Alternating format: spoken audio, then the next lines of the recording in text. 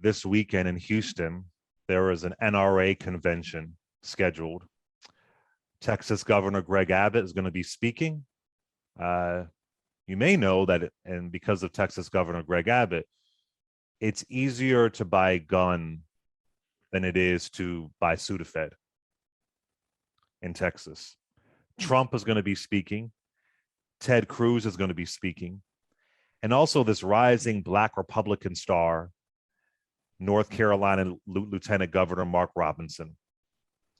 He's a rising star in the Republican Party, Black Republican, who had no experience whatsoever, but went viral several times for talking about how much he thought Black people were stupid for going out to watch Black Panther. So he was elevated in the GOP and was elected lieutenant governor.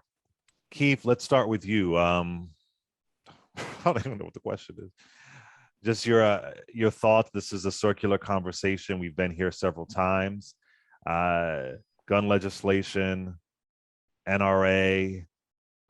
I think for me, it's just, I feel like nothing is going to change. When I saw those children shot at Sandy Hook 10 years ago, I said, oh, it's done.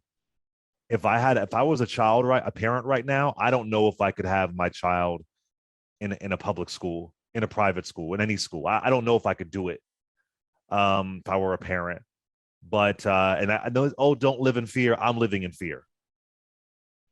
I'm living in fear because it appears the Second Amendment is more protected than the right to go to a movie theater or go to a grocery store or being a child in school. It appears that's more protected and more valued. Even in Georgia, you can get a gun without a gun license. It's just your Second Amendment rights are not going anywhere. They're not. I laugh thinking about how they grilled Judge Ketanji Brown Jackson on the Second Amendment. It's not going anywhere. Your Second Amendment rights are good. They've been good. Go ahead, Keith. I feel like racist white Americans love their guns more than they love their children.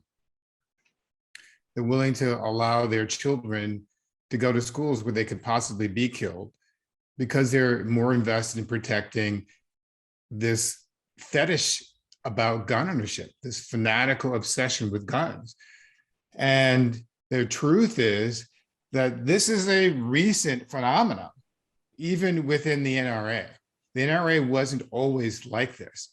It became this fanatical organization in the 1970s largely in response to the civil rights movement. It sort of catered to this backlash of white conservatives who were upset about Black people and brown people. And this is the same conversation we have about abortion. That too became a fetish, a fanatical obsession in America because of the civil rights movement. The people who couldn't take their kids to segregated schools started the anti-abortion movement. And so the reality, Clay, is that every dysfunction we have in this country is rooted in our history of racism. And I don't honestly believe, I agree with you in terms of your cynicism. I don't believe that we can do anything about it until we deal with that issue. I'm convinced that we'll never solve the gun problem in this country or enact any kind of meaningful gun control legislation or gun safety legislation until white Americans finally confront the deep-seated anti-Blackness at the core of our nation's toxic gun culture. That's the issue. The reason why they are so beholden to hold on to their guns is because they're afraid of Black people. They're afraid that Black people will do the same thing to them that they've been doing to us for hundreds of years. And so they've created this fanatical obsession with gun control, with holding onto their guns no matter what, and in worshiping the Second Amendment, which doesn't give Black people, by the way, the same rights to carry our guns. We saw what happened to Philando Castile. We see what happened to Black people when they're armed. We see what happened to Black people when they're unarmed. We're still targets. So yes, I see this as a recurring conversation, but I also see it as an opportunity for us to go beyond the typical talking points, to talk about the core issue that's causing this, and that's America's obsession with racism. our obsession with anti-Blacknism and white supremacy. Until we break that, we'll never solve the gun problem, the abortion problem, or the healthcare problem, any other problem in our society. It's all related to America's obsession with, its fanatical obsession with, its addiction to racism and white supremacy. I also want to add that George Floyd was murdered 2 years ago today. Just want to add that to your conversation, to your points. Amisha Cross, you've been working in education for a very long time. Very long time. Your thoughts? I mean, it hurts. And to your point earlier, Clay, when you introduced this segment, we are in a cyclical movement where this happens over and over again. You know, there are these cases that don't even make news headlines. Schools are not sanctuaries of safety anymore, and they haven't been for a very long time. Everybody talks about the onset as Columbine, but it wasn't. The first school shooting that we had that was of note was Pearl High School. And I remember because I was in elementary school in Mississippi, and Pearl High School was about 10 minutes from my house. My mom decided to pull me and my 3 siblings out of school and to homeschool us because of a guy who decided that he was going to go into a school and shoot it up. At the end of the day, we have been having this conversation now for a very long time. Common sense gun legislation, making sure that, heck, AR-15s, removing access to the AR-15 does not eradicate the Second Amendment. We are literally talking about hunters don't need AR-15s. These are essentially weapons of war. When one hits you, it strips your body apart. I don't think that people fully understand that. This is not a weapon that you're going to see along a deer trail or in a deer stand. That's not it. The obsession that America has with guns is not just with guns, it is with insane amounts of violence. And I think that we have to talk about that in the context, not only of race, but in the context of an idea that to be an American, to take into what all of that entails, the story and the history of this country, there's an idea that you have to have weaponry to stand by that. And I think that we have to, as a people, I think as a nation, eradicate that. And it's problematic because I've also seen across social media channels, Facebook, Twitter, Black people who are like, okay, well, now we've got to arm ourselves. First and foremost, to the point that Keith made, to the point that you made, that didn't help Philando Castile, and he wasn't even trying to do anything violent. He literally was a legal gun owner, and he still died. We know. Wait, Amisha, let me pause you. It also didn't stop the people who were trying to stop this shooter in Uvalde, Texas. At all. They were armed. Telling folks that we need more SROs, that we need, cops on campuses. That does not help. First and foremost, because your pistol is not going to stop an AR-15. Like, I just want people to understand. Police officers aren't armed with AR-15s at the door. That's not. And it's not going to stop when you have when the killer has body armor too. That's right. Another issue, as we saw in Buffalo and apparently here as well. And let's not forget the security guard in Orlando was armed as well. The Pulse shooting, the security guard was armed. Go ahead, Amisha. This isn't a video game. This is not a video game. Everyone thinks if you arm somebody with a gun, all of a sudden they're going to have the courage, the strength. They're going to be able to logistically understand where this person's going to move, what type of armor they may have, if and when they might have other accomplices already in the building. That's not any of how this thing works. And when there's a high stress situation where guns are blazing, the idea that one person is going to be able to shoot a target and actually, maim it to the point where it cannot move anymore, I think is reckless. Because even in police trainings, we know from NYPD research, when they go in 70% of cases, they do not get the person who actually has said weapon. That is not the case. They are not neutralizing the suspect. So I think we have to be very strategic about how we have this conversation, because now the right is leaning on, oh, well, we just need to go back to our talking points of arming teachers, getting more student resource officers out there. If we train teachers to fight back to protect their classrooms, that's a dumbass argument. I'm sorry. Well, teachers already have over 300 jobs. I am not for arming teachers to protect classrooms from people who decide that they're going to take it upon themselves to attack students. And the other thing too, Amisha, is that in this case in Uvalde, all 21 of the victims were in one single classroom, in one fourth grade classroom, the 19 students, the 19 fourth graders, and the 2 teachers. And I don't understand, you're in a classroom, a gunman comes in who's heavily armed while you're in the middle of instructing kids how to do math. And suddenly you think that you're going to have the presence of mind, or maybe the 19 students are supposed to be armed, the 9-year-olds and 10-year-olds. Somebody's supposed to have the presence of mind in a situation where they're in a classroom trying to study and to learn, to notice that this is happening and respond in a moment's notice and to take out a person who is targeting them to try to kill them. It's implausible. And that whole fantasy about American guns and violence that we see in Hollywood is contributing to this nostalgic and inaccurate representation of what can happen in these situations. The one area, though, I think I want to sort of to push back again on, though, is this whole idea about violence. I don't think the violence is separated from the racism in this country. The reason why our country has a history of violence is because of a history of racism. They needed violence to exterminate the Native American, the indigenous people. They needed violence to subdue the African Americans, who they brought, the African people who they brought here to enslave. That's the reason why our country is rooted in violence. And I've said this before about our country. I honestly believe if we didn't have Black people in this country, this would be a socialist workers' paradise where people would have health care and we'd have we wouldn't have the need for guns and all these other issues that we're dealing with, because they wouldn't have a need to oppress Black people. But because this Black presence has been such a thorn in the side of America and its history, there's this continuing desire to perpetuate white supremacy at all costs. And that means the subjugation of Black people and the continuation of problems that could have been resolved and have been resolved in other societies. You know, the other thing too is that, you know, you sat down with Michael Steele a few months ago, Keith Boykin, Michael Steele, former RNC chair, the first Black person to be the chair of the RNC. And one of the things that he said is that the Republican Party is irredeemable. Yeah. And this is why. This is just clearly right and wrong. And the Republican Party is on the side of complete wrong. This is why I think it is deplorable.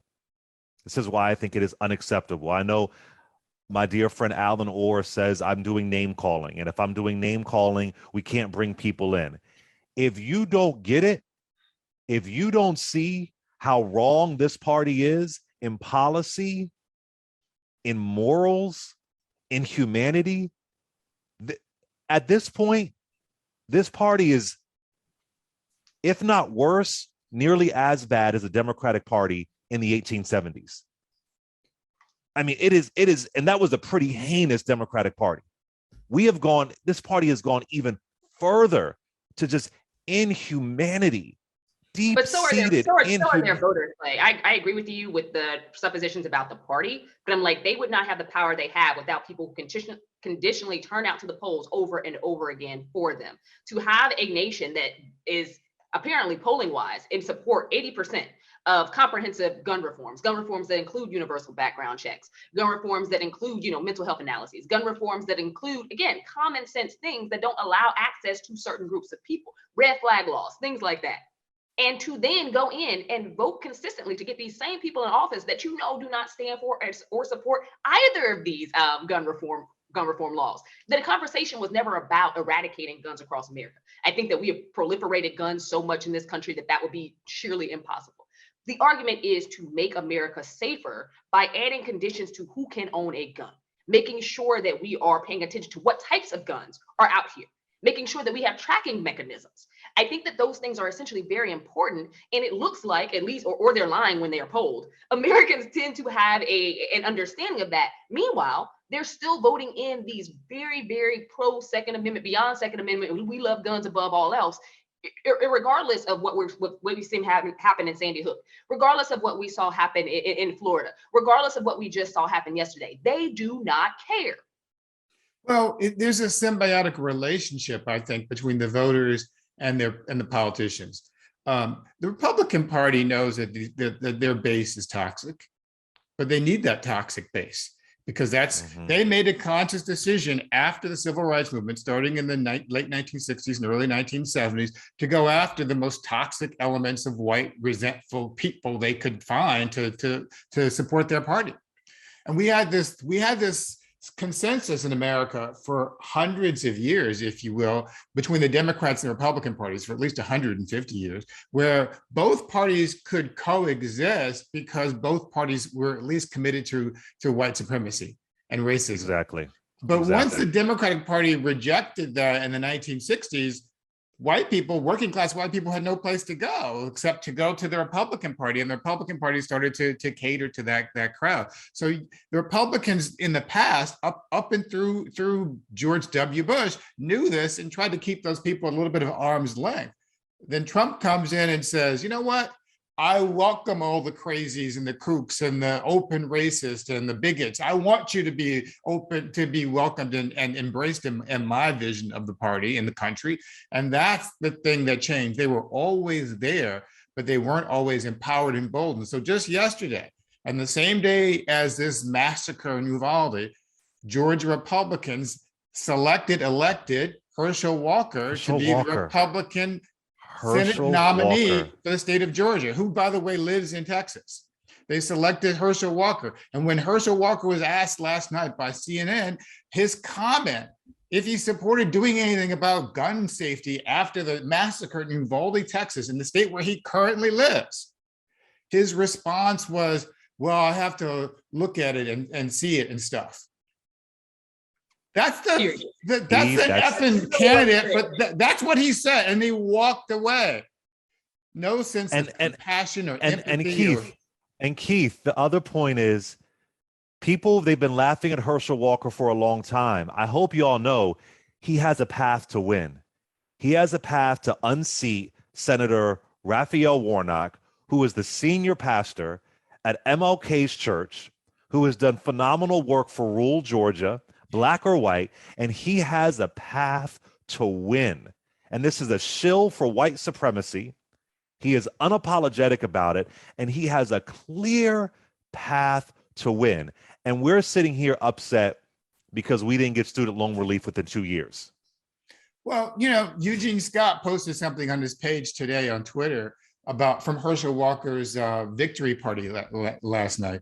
And I noticed that in the picture at his victory party, 99% of the people there are white. Of course. In Georgia, which is a state that is 33% black.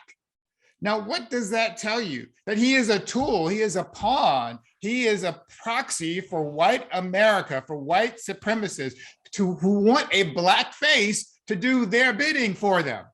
Yeah. And they know that black people won't support him. But they had to get a black person because they knew that would sort of somehow insulate them from charges of racism from some people who somehow believe that makes a difference. And two, they felt that it would somehow confuse or discourage black voters from coming out because they don't really want to win. They never expect to win black voters. They know they can't win the black vote, but they want to suppress the black vote so they can just discourage enough black people not to turn out and say, oh, they're all the same. And that nonsense and foolishness, and they can possibly sneak in and win. But the reality it's fascinating.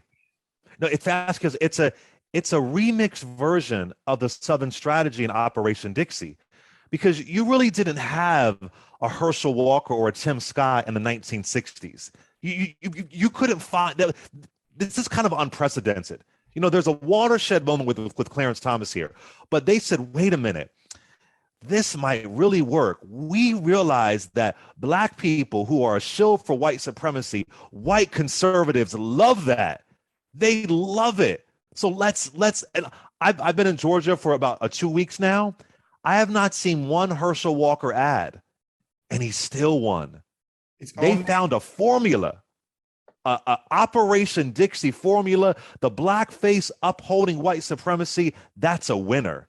And if Trump runs in 2024, I guarantee you his VP pick will be Senator Tim Scott. I guarantee you that'll be his VP pick. They have found a good formula, a winning formula. Well, Herschel Walker also, by the way, I mean, here's a guy who not only doesn't he not live in the state of Georgia, not only does he have this history that we all talked about, beating his wife and lying about his record, they don't care about the fact that he lied about being his valedictorian in high school. They don't care that he lied about graduating from college when he never did. They don't care about the accusations of spousal abuse. They don't care about the fact that he lied about his businesses, just reported recently. They don't care about any of that stuff as long as he supports the goal of white supremacy.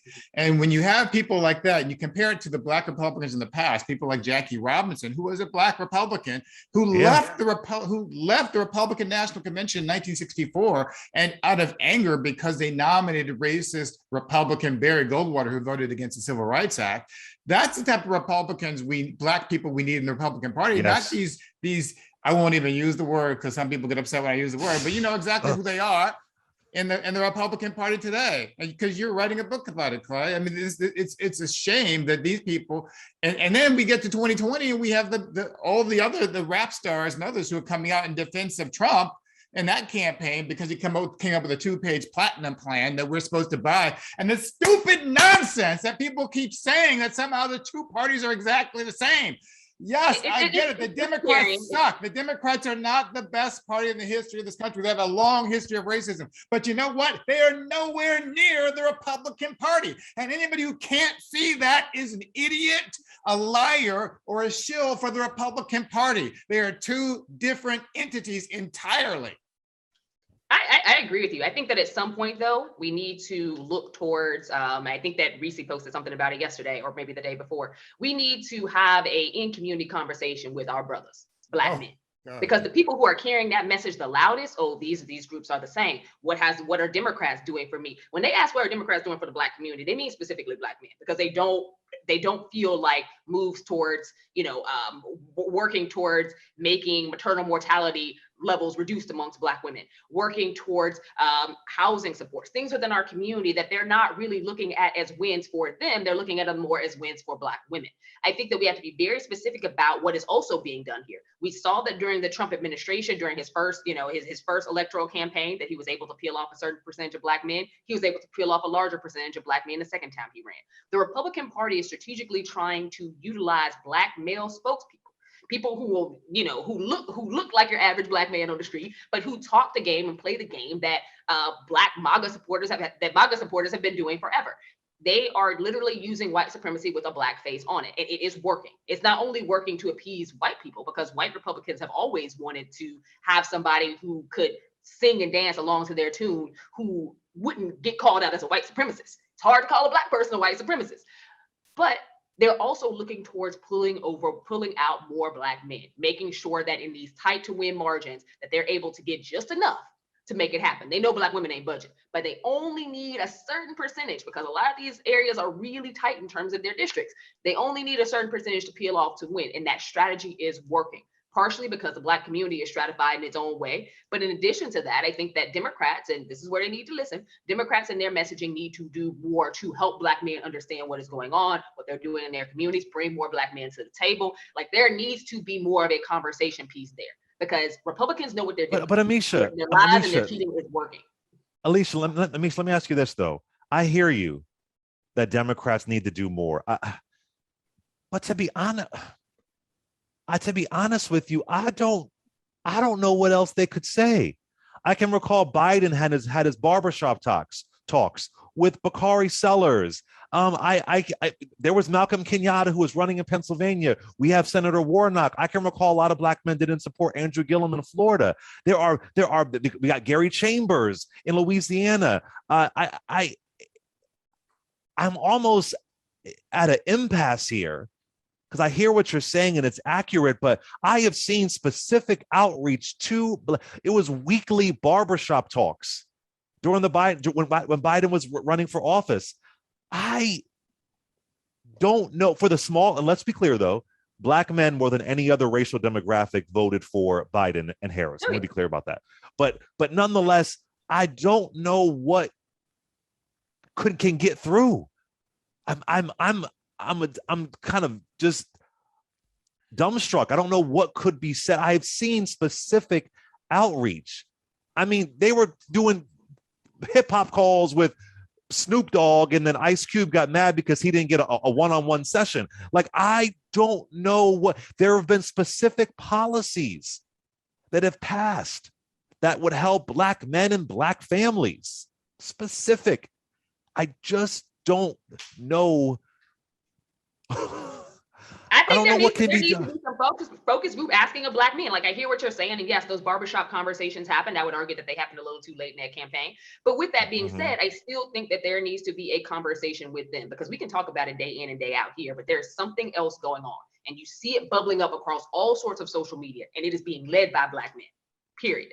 And this push to say, okay, well, elections don't matter. Why vote? Nothing changes. The Democrats and Republicans are essentially the same party. Democrats aren't doing anything for Black men. These are points that are being said in every election cycle. And And part you of it, know that once you recycle messages over and over again, after a while, those things start to sink in. well, and part of it, I think, is that, let's be real. First of all, the Democrats need to do a better job delivering for Black people in general, not just in messaging. But if they are dealing with the issue of messaging, they have been very effective with Black people in general, because the overwhelming majority of Black people, male and female, still vote for Democrats. Let's put that on the table. I mean, even 85, 86% of Black men voted for Joe Biden, Democratic president. Who turn out to vote? Who turn out to vote? Ones who turn out to vote. Right. Yeah. Exactly. But then That's we a also biggie. have a few other issues: toxic masculinity, patriarchy, misogynoir, which exist in the Black male community, which exist in society at large, that we also have to confront. Part of the reason why people didn't like Kamala Harris, didn't like Hillary Clinton, don't like any woman candidate for office, is because of this whole sense of male dominance, male superiority. It is absolutely true. It is the same conversation that's been had amongst several Black men when it comes to Stacey Abrams. Like, at this point, I feel as though there's something else that's happening here that's not just about Republicans. It's also about the rise of leadership of Black women that is honestly putting Black men in a very toxic place. And I think we see. I don't think it's putting all Black men in that place by any means, because I think the majority of us don't see things that way. But I think there is a small, vocal, very loud group of Black men who are articulating that message, and those are the ones who were responsible for promoting this nonsense. They have an outsized platform on places like Twitter. And Let's the do MAGA one face that call. Black people are just doing a lot of that is grifting amongst the Black population. Like, that just is what Oh, it the is. grifters. You can get on It is TV the faster, grift. you can do deals faster, all of these things if you adopt that messaging, than if you are in alignment with what your community is actually standing for and a party that has been fighting for civil rights.